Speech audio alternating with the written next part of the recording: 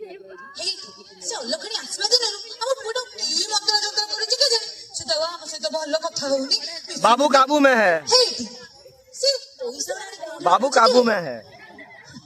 ओ हो सुलोचना तुम काहे की व्यस्त हो तो एहर किछ न उपाय मु निश्चय करबो मैं सब व्यस्त हो मां बापा अरे तुम माने एठी बस मु तुमको घर सारा खोजलिनी हां रे मां हेला अरे जल्दी अरे मु नाती टोकाटा को देलु अरे हाँ तो पूरा ही आमरी भड़ी ହେଇଛି तोरी आसी मो बेटी के चा गाड़ी के व्यवस्था तो करी अरे अलखणी तू आने मरी गलु बा तो नण दई जिबा चा गाड़ी के आसनु एउडा भी ताकू गुहा जिवो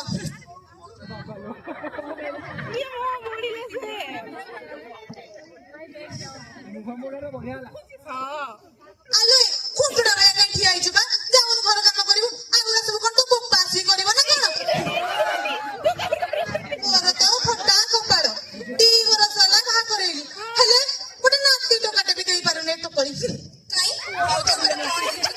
कोन हबो रे मां सेटा पूरा बांछटाए तार कोन हबो मां तू गोटे काम कर तू भाउजन को नेकी से झुमुरे बाबा को पाखु जा झुमुरे बाबा अरे नाती बोटा जी